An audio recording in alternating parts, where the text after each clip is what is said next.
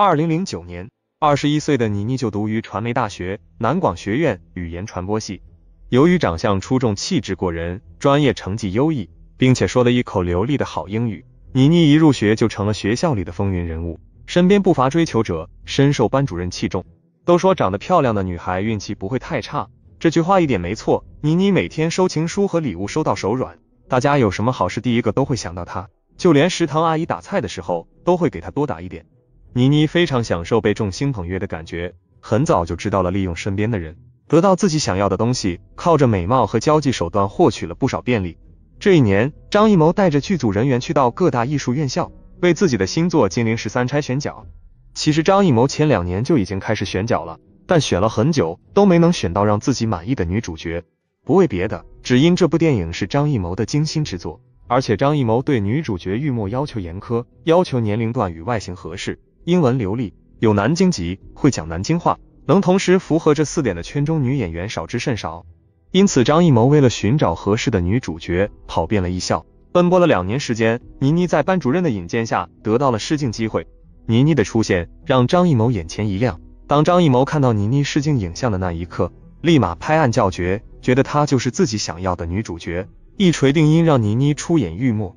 2011年《金陵十三钗》上映后引发了热烈的反响，该影片获得了第69届美国金球奖最佳外语片提名。张艺谋的导演生涯中从此多了一部脍炙人口的作品，倪妮也凭借此片斩获第6届亚洲电影大奖、最佳新演员等多个奖项，可以说是一炮而红，顶着谋女郎的帽子出道即巅峰。之后几年，倪妮戏约不断，拍摄了《杀戒》、我想和你好好的、等风来、匆匆那年、新娘大作战、勇士之门、28岁未成年悟空传、奇门遁甲等多部电影作品，一跃成为电影圈的香饽饽。风头正茂的倪妮一度放言到自己绝不会降低身份去拍电视剧，只会在电影圈发光发热。据了解，娱乐圈有一条常见的鄙视链，那就是演话剧的看不起演电影的，演电影的看不起演电视剧的，演电视剧的看不起演小品和说相声的。倪妮作为电影圈的新生当红小花，年轻气盛，会放言不自降身份，立志不拍电视剧也很正常。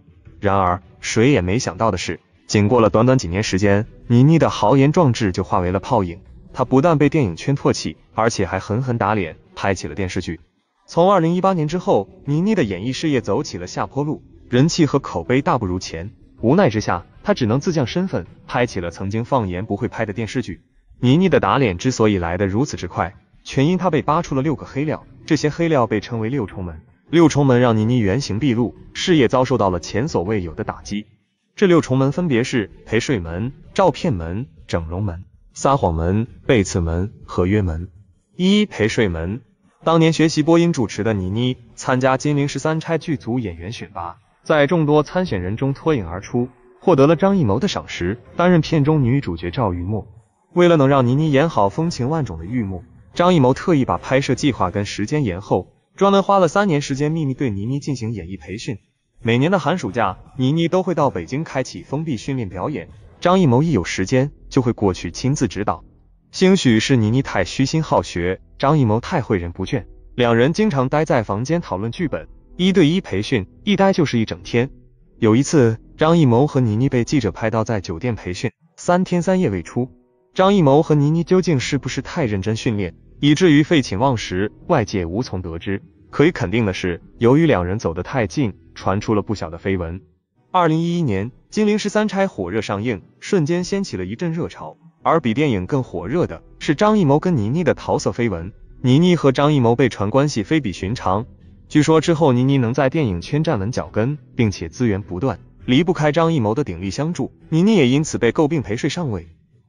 照片门。2012年，一组倪妮入行前的大尺度照片突然在网上曝光，引发了轰动和热议。对此，倪妮的经纪人没有否认照片不是倪妮本人，而是表示正在查是否有人在故意黑倪妮。随着事情的发酵，舆论越来越多，倪妮的声誉和形象受到了影响。为了挽回声誉，倪妮和经纪人决定向传播她照片的相关网友和论坛索赔106万元，并要求该论坛官网机关微置顶道歉内容，持续时间不得少于90天。令人大跌眼镜的是，被告的网友当庭提交了证据，证实了照片和事件是真实的。倪妮出道前和男人视频自拍，虽然照片是真的，但该网友还是侵权了。对倪妮进行了道歉，此事才告一段落。3. 整容门照片事件才过去没多久，倪妮又被爆出整容门，网上爆出了倪妮整容前的大量照片，称她现在这张脸不是天然的，而是经过了科技。由于才刚出现照片门不久，吃瓜群众还没有完全消化，很快又出现了整容门，对倪妮还是有一定影响的。好在明星整容在圈内已经见怪不怪了，整容门随着时间的流逝，慢慢被人们接受和淡忘。4. 撒谎门几件事情的累积，让倪妮郁闷至极，或许是想借助恋情转移吃瓜群众的注意力，又或许是想在这郁闷时刻找个人安慰保护自己。倪妮与冯绍峰发生了一段情缘。2012年，倪妮和冯绍峰在一次活动中相遇，两人相见恨晚，相谈甚欢，以迅雷不及掩耳之势火速坠入了爱河。同年5月24日，冯绍峰发表微博，公开承认与倪妮恋情，两人如胶似漆，出双入对，大秀恩爱。跟冯绍峰在一起之后，倪妮鲜少再有绯闻传出，口碑也有所回升，两人爱得轰轰烈烈。倪妮还透露，冯绍峰是自己的初恋男友，暗指自己情史简单。情到浓时，两人开启了没羞没臊的同居生活。冯绍峰还送给倪妮一枚钻戒，大家一度以为他们俩会结婚，不料两人并没有修成正果，而是以分手告终。2015年5月17日，有媒体报倪妮与冯绍峰分手，两人恋情于近日正式画下句点。3年情断，双方也各向挚友透露恢复单身。至于为何分手，倪妮称是聚少离多，感情变淡。然而，这个说辞并不能令人信服。很快就有网友扒出倪妮撒谎成性，比如倪妮此前和冯绍峰在一起的时候，说冯绍峰是她的初恋，结果被人实锤她从中学开始就谈恋爱了，到了大学更是身边追求者不断，情感经历丰富，冯绍峰根本不是她的初恋。不仅如此，两人分手的原因也不是倪妮所说的聚少离多，而是两人家境相差悬殊。更重要的一点，倪妮明明黑料缠身，却喜欢装清高说谎，装作一副纯洁无瑕的样子。冯绍峰的家里人自然是不能接受这一点的。5. 背刺门，如果说撒谎自己没谈过恋爱是为了留住冯绍峰，为了爱情，那还情有可原，但做出背刺闺蜜和好友事情，就真的是倪妮人品堪忧了。有一段时间，倪妮和 Angelababy 玩得很好，两人以闺蜜相称，经常一起逛街吃饭，频繁同框秀姐妹情。可能是娱乐圈的姐妹情向来塑料，说白了就是各取所需，很难有真情存在。倪妮和 Baby 交好，也只是看中了她有靠山，正直当红罢了。表面上倪妮跟 Baby 姐妹情深，实际上她没少做插到 Baby 的事情，如在节目中暗讽 Baby 皮肤黑，在红毯上 Baby 好心扶她，结果被倪妮买通稿贬称女仆，捧高自己踩地 Baby。谁红和谁玩一向是娱乐圈的通病，倪妮也不例外。除了 Baby 之外，倪妮还和李宇春搞好关系，和他炒起了 CP， 两人的 CP 反响还不错。明面上倪妮和李宇春愉快玩耍，暗地里她一抓到机会就疯狂背刺李宇春，不止一次在节目上说李宇春脾气大难相处。背刺好闺蜜就算了，就连没有交集的前辈汤唯，倪妮还要刺一刺，不为别的，只因有人说她是汤唯接班人。众所周知，倪妮是顶着某女郎的帽子出道，起点很高，很多人都看好她，觉得她演技不赖，甚至将她誉为汤唯接班人。但倪妮却不太喜欢这样的称呼，她觉得汤唯和自己不是一个档次的，并在接受采访的时候讽刺了一把汤唯，说自己就算拍 S 界也不会脱的，嘲讽汤唯为了火没底线。可倪妮自己倒好，上一秒还在嘲讽汤唯，下一秒就在电影《杀戒》里拍了果戏，自己打自己的脸。6. 合约门，接二连三的被扒如此多的黑料，倪妮头疼不已，她开始炒作自己失恋的事情，表现出一副被冯绍峰抛弃的受害者形象，并表示感觉自己不会再爱了，用可怜优势博取同情。人们总是很容易同情弱者，倪妮利用失恋收获了不少安慰，众人纷纷以为她深受情伤，是个可怜的痴情人。但令人没料到的是，前脚倪妮还说自己不会再爱了，后脚她就和井柏然展开了新恋情。2016年3月，倪妮和井柏然恋情曝光，双方经纪人承认恋情，称两人在一起已经有一段时间了。恋爱就恋爱吧，毕竟谈恋爱是人家的自由，更何况井柏然和倪妮属于俊男靓女，十分养眼和般配，因此收获了众多祝福。谁知事情再一次出现了反转，有爆料称井柏然和倪妮的是属于合约恋爱，双方签订了协议合约恋爱3年。这样做的目的，一是为了宣传新剧，二是为了双方的人气和热度，互相捆绑炒作。本来合约恋爱这种爆料挺扯的，有部分人相信，当然更多的人提出了质疑，觉得两人是真心相爱的，不像是合约恋人。但耐人寻味的是，3年后倪妮跟井柏然如期分手，刚好对应了爆料说的合约恋爱3年，不知是巧合还是早有预谋。倪妮与井柏然分手那会，合约恋爱被旧事重提，这件事被称为合约门，两人没有回应此事。至于他们到底是不是合约恋爱，只能说仁者见仁，智者见智了。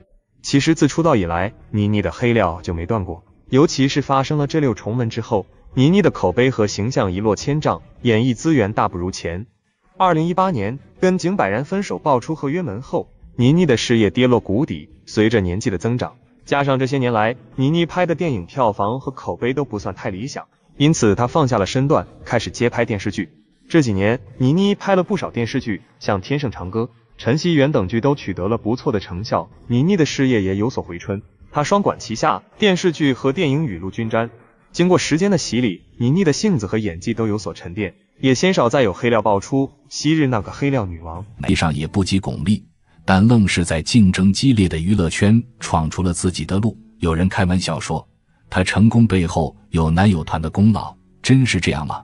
咱们得好好琢磨。想当年倪妮出生那会儿，张艺谋正忙着评《红高粱》拿奖拿到手软，而平少峰还在为考中学埋头苦读。这3个人咋看都不沾边，后来却有了交集。倪妮家在南京，条件普通，可他妈有个公主梦，非得把女儿培养成气质女神，舞蹈、体操、游泳样样不落。倪妮虽然不情愿，但也坚持了5年，身材气质那是没得说。可学习这块，高中后就开始拖后腿了，除了英语还行，其他科目都不咋地。老师总跟他妈说多用点心，成绩能上去。但倪妮左耳进右耳出，她对英语的热情多半是因为小姨南大英文系毕业，外企工作超厉害。但高考一塌糊涂，倪妮才意识到光英语好不够，复读1年成绩还是那样，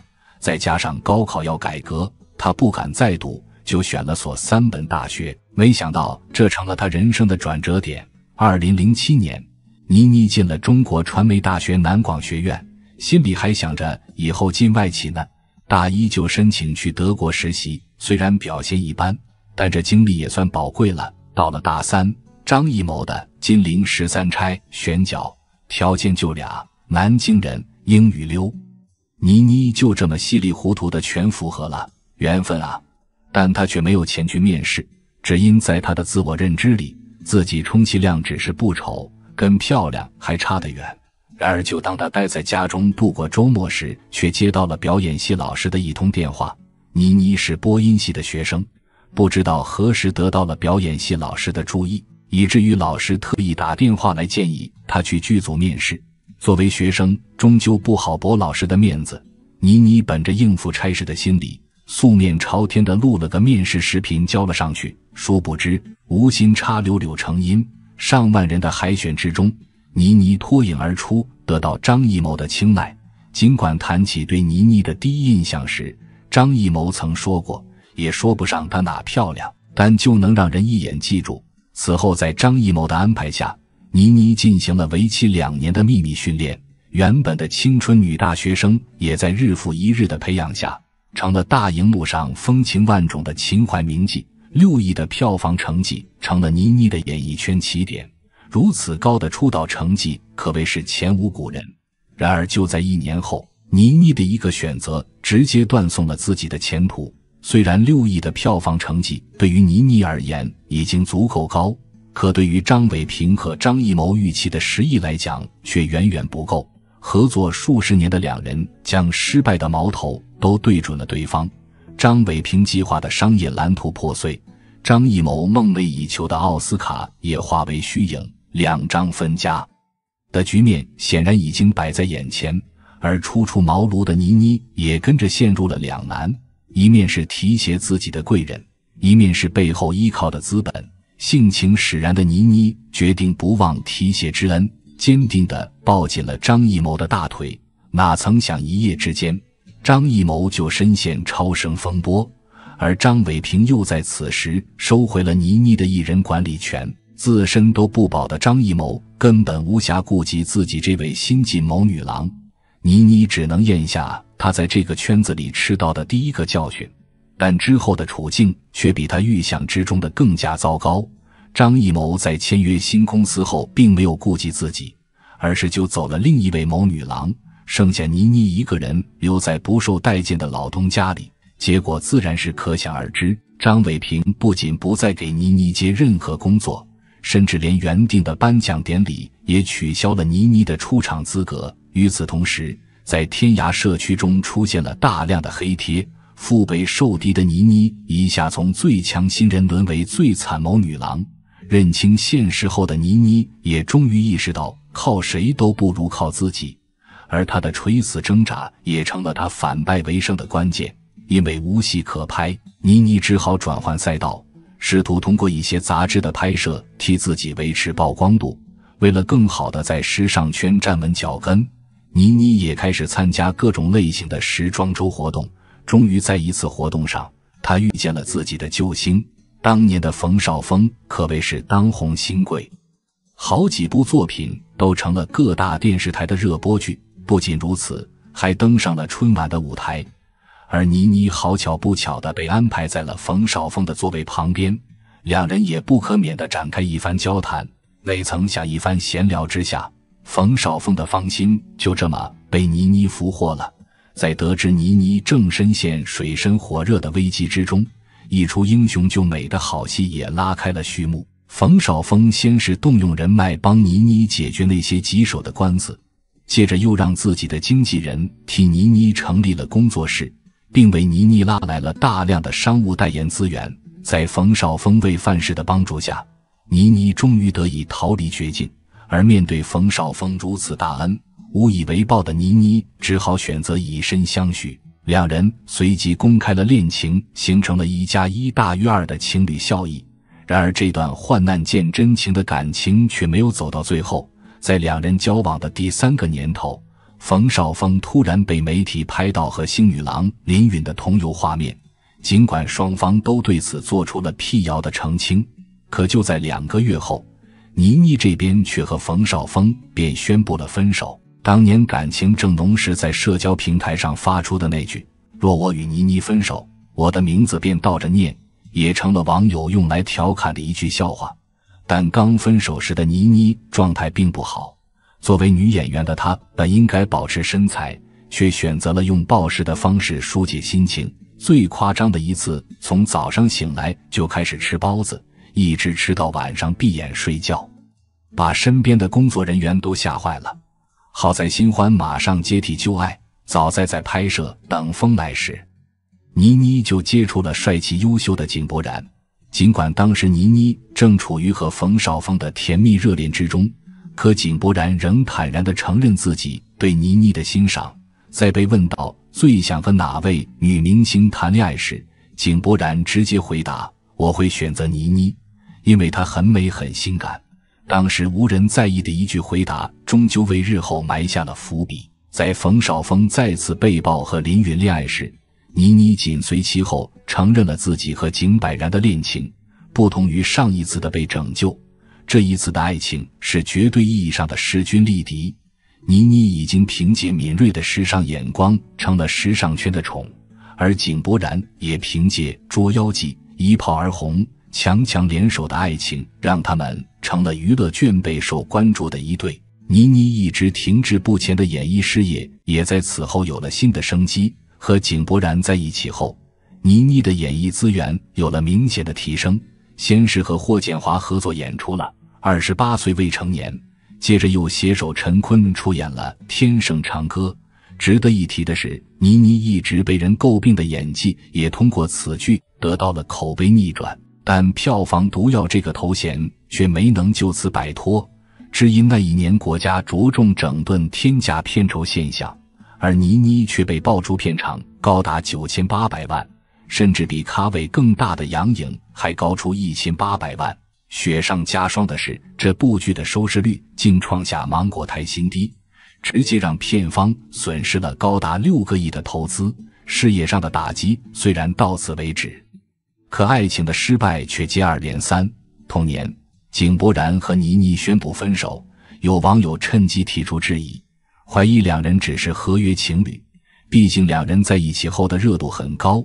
如今又在没有第三者的情况下贸然分手，很难不令人怀疑当初的恋情只是为了炒作，现在的分手也只是合约到期。但这个说法已经被辟谣，细想来也是谣言，毕竟两人在一起时都是风头最盛的时候，而上升期公开恋情并不是一个明智的选择。只不过这一次的分开令广大网友都为之感到可惜，可对于倪妮而言，无论是贵人的视而不见，还是爱情的接连失败，都在无形之中成了她成功路上的垫脚石。尤其在第二次感情失败后，倪妮的资源和咖位都有了质的飞跃，一部《流金岁月》直接刷新了网友对她演技的认知。此后她也登上过央视春晚的舞台，踏上过各大颁奖典礼的红毯。她依旧不是演艺圈里最漂亮的那个，却用气质成了艳压群芳的海棠花。